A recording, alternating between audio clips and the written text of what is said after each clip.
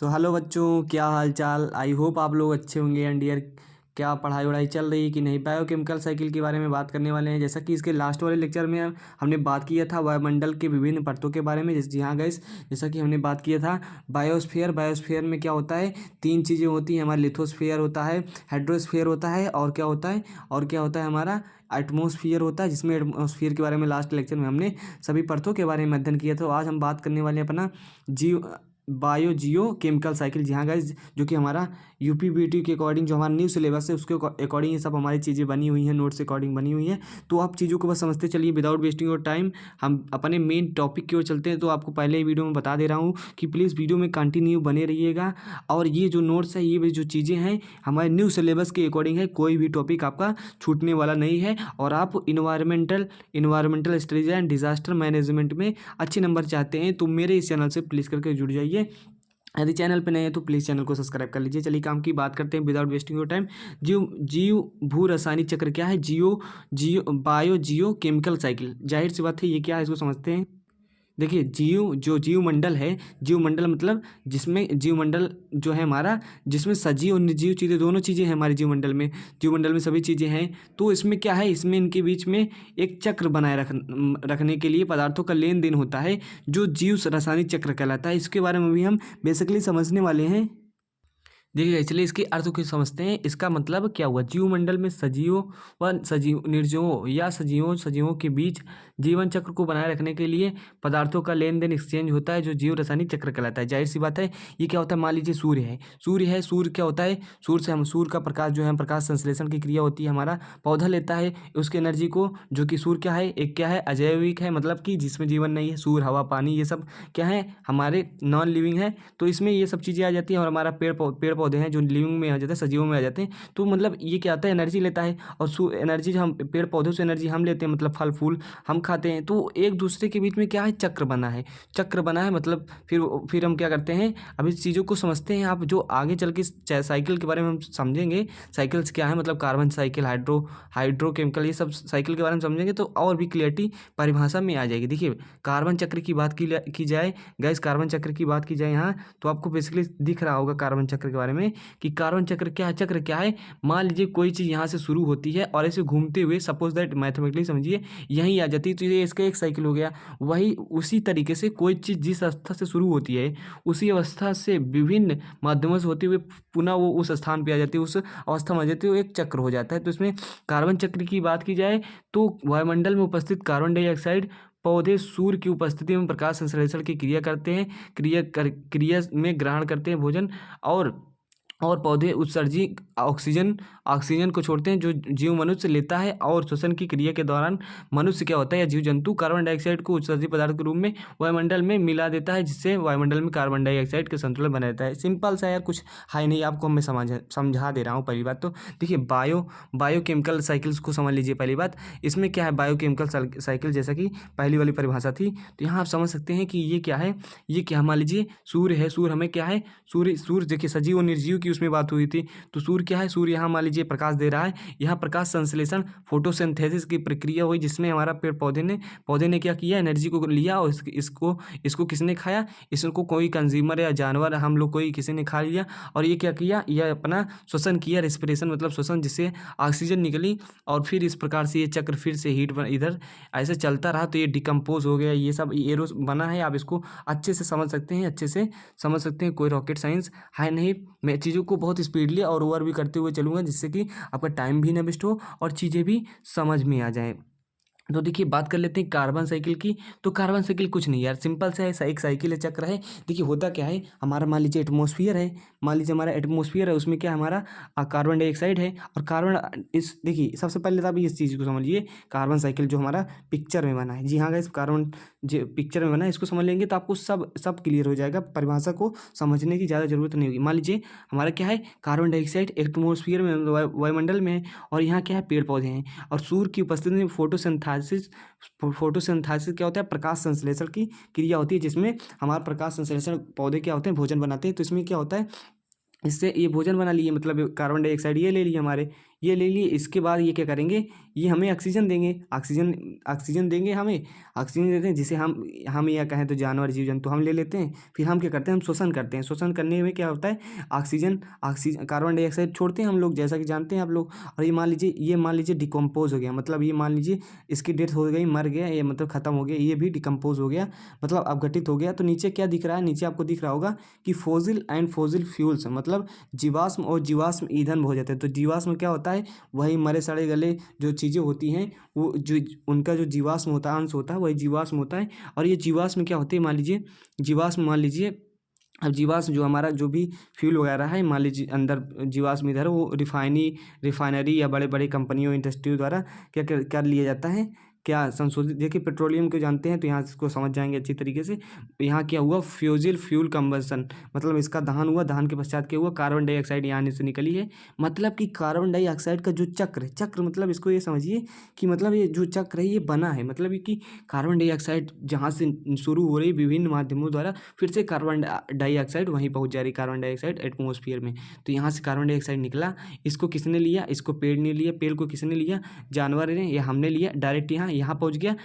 यह एक छोटी साइकिल भी हो जाती है, जाहिर सी बात है। यहाँ से इधर को दिखाना नहीं चाहिए। मान लीजिए एक कोई साइकिल है वो छोटी भी हो सकती है, डायरेक्टली हम इस साइकिल को ये भी बना सकते हैं कार्बन डाइऑक्साइड की। मान लीजिए ये साइकिल कार्बन डाइऑक्साइड एटमॉस्फेयर में है और इसको किसने लिया, मान लीजिए इसने पेड़ पौधे ने लिया, और पेड़ पौधे ने ऑक्सीजन दिया, ऑक्सीजन किसने लिया, हमने लिया। और हमने लिया तो हमने क्या छोड़ा, हम छोड़ते हैं कार्बन डाइऑक्साइड उत्सर्जित पदार्थ के रूप में। जब श्वसन की प्रक्रिया करते हैं तो हम ऑक्सीजन लेते हैं, कार्बन डाइऑक्साइड छोड़ते हैं। तो कार्बन डाइऑक्साइड छोड़ेंगे तो यहाँ फिर कार्बन डाइऑक्साइड आ जाएगा। और उसी प्रकार इधर से भी जो भी चीज़ें हो रही हैं वो फिर से एक प्रकार से कार्बन डाइऑक्साइड का निर्माण यहाँ कर देती है। मतलब कि कार्बन चक्र चलता रहता है, कार्बन की मात्रा में कमी नहीं आती। यही कहने का आशय है, यही कहने का मेन मोटिव है, आप यहाँ समझ सकते हैं। तो यहाँ लिखा है यार, कार्बन चक्र वायुमंडल में उपस्थित कार्बन डाइऑक्साइड पौधे की सूर्य की उपस्थिति में प्रकाश संश्लेषण की क्रिया द्वारा ग्रहण करते हैं और पौधे द्वारा उत्सर्जित के रूप में ऑक्सीजन देते हैं, जिसे जीव जंतु मनुष्य ले लेते हैं। और मनुष्य श्वसन की क्रिया के दौरान कार्बन डाइऑक्साइड को उत्सर्जित पदार्थ के रूप में लेते हैं और वायुमंडल में मिला देते हैं, तो जिससे वायुमंडल में कार्बन डाइऑक्साइड की मात्रा संतुलित बनी रहती है। तो ये कार्बन चक्र हो गया, जिसे हम कार्बन चक्र कहते हैं। आई होप पिक्चर के थ्रू आपको समझ में आया होगा। यदि प्लीज़ कमेंट कीजिएगा समझ में आया, तो नहीं समझ में तो अगले वीडियो में समझाने का प्रयास करेंगे। लेकिन यार कुछ ज़्यादा कुछ है नहीं, तो समझ में आ गया होगा आई होप। देखिए गैस, अब पढ़ते हैं हम हाइड्रोलॉजिकल चक्र। जी हाँ गैस, ये जो हमारे साइकिल्स हैं, hydrological, carbon cycle, nitrogen sulphur cycle, oxygen cycle, ये point of view of your exam बहुत ज़्यादा इंपॉर्टेंट है। तो इसको बेसिकली ध्यान दीजिएगा और ज़्यादा कोई रॉकेट साइंस नहीं, एक बार पढ़ लेंगे तो आपको सब समझ में आ जाएगा। देखिए वो कहता होता क्या है, इस चक्र में पृथ्वी की सतह की उपस्थिति में जल, देखिए इसको पढ़िए, थोड़ा अच्छे से पढ़िए और समझ लीजिए बेसिकली होता क्या है हमारे इस हाइड्रोलॉजिकल साइकिल में क्या होता है। देखिए इस चक्र में पृथ्वी की सतह पर उपस्थित जल अर्थात सतही जल सूर्य के प्रकाश के कारण वाष्पित होकर बादलों का निर्माण करता है। यही बादल जब बहुत सारे घने हो जाते हैं और आपसी टकराव के कारण फिर यही पानी वर्षा के रूप में पृथ्वी पर चले जाते हैं। यह चक्र चलता रहता है, हाइड्रोलॉजिकल साइकिल कहते हैं। तो यहाँ समझ सकते हैं, इस चित्र में समझ सकते हैं, मेरे द्वारा बनाए गए चित्र में कि क्या है। मान लीजिए यहाँ सन है और सन क्या है, सन हीट दे रहा है गर्मी के मौसम में, और जो नदी का पानी है ये क्या होता है, इवोपरेट हो रहा है, मतलब वाष्पित हो रहा है। वाष्पित होकर क्या होता है कि ये क्या बना ले रहा है, ये हमारा मतलब एक बादल का निर्माण कर रहा है और बादल फिर वर्षा कर रहा है, जिससे मतलब वही प्रोसेस चल रहा है हमारा हाइड्रोलॉजिकल जो हमारा प्रोसेस चल रहा है। यहाँ आप देख सकते हैं, यहाँ इसमें देख सकते हैं कि मान लीजिए होता क्या है, यहाँ मान लीजिए नदी नहर कुछ भी है, तो इसमें क्या होता है कि मान लीजिए सूर्य है, सूर्य की उपस्थिति में ये पानी गर्म हो गया, जिससे इवेपोरेट हो गया। इसके बाद ये कंडेंसेंस हो गया, मतलब संघनित हो गया, जो कि बादल के रूप में हो गया। फिर ये बरसात हो गई, यहाँ समझ सकते हैं। तो वाटर साइकिल हमारा जो वाटर साइकिल है या हाइड्रोलॉजिकल साइकिल है, ये ऐसे चलता रहता है। तो ये आई होप आपको समझ में आ गया होगा। ज़्यादा कुछ खास नहीं है, नोट्स में ये चीज़ें लिखी हैं कि हाइड्रोलॉजिकल साइकिल होता क्या है। आई होप आपको समझ में आ गया होगा। एंड बात कर लेते हैं गाइस अब। देखिए गैस, ये वाटर साइकिल या हाइड्रोलॉजिकल साइकिल आपके सामने शो हो रहा है बहुत ही अच्छी वे में, तो आप समझ गए होंगे इसको। अब बात कर लेते हैं अपने नाइट्रोजन साइकिल की, इस चक्र के बारे में क्या होता है। तो इस चक्र में वायु में उपस्थित इसको पढ़िएगा, समझिएगा। इस चक्र में क्या होता है, इस साइकिल में क्या होता है, इस साइकिल में क्या होता है हमारा, इस साइकिल में वो रोटेट हो गया था।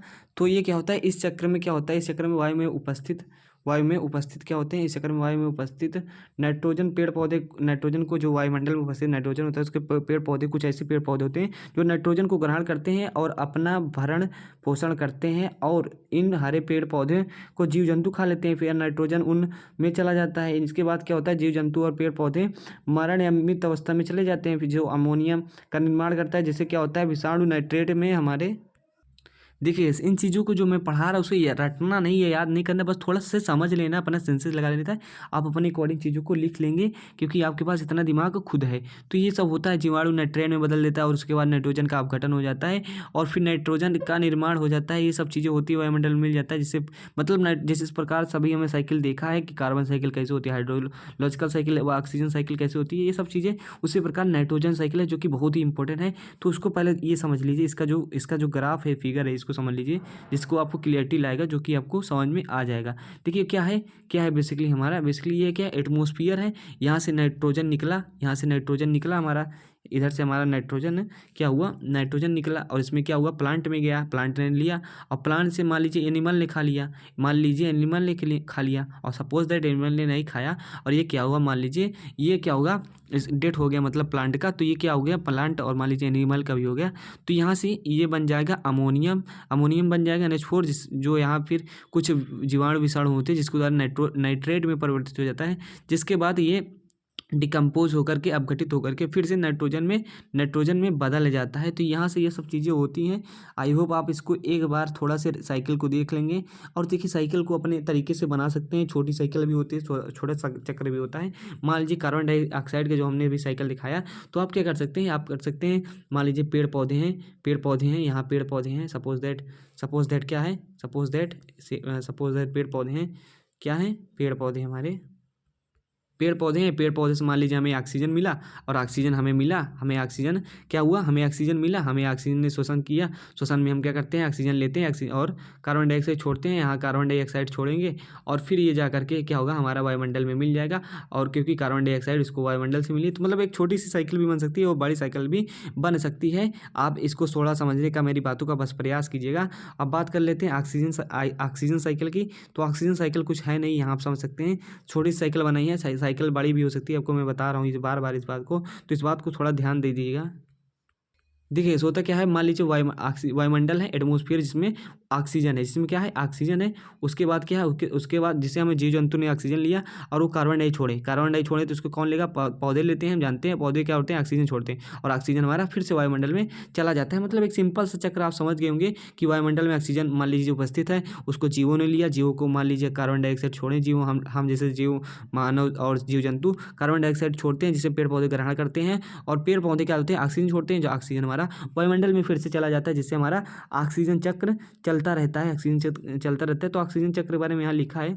आप इसको क्या कर सकते हैं, बेसिकली रीड कर सकते हैं कि जीव जंतु व मानव सहित व अन्य प्राणी ऑक्सीजन श्वसन की प्रक्रिया के दौरान लेते हैं, वो कार्बन डाइऑक्साइड मुक्त करते हैं, जिसे पेड़ पौधे ग्रहण करते हैं।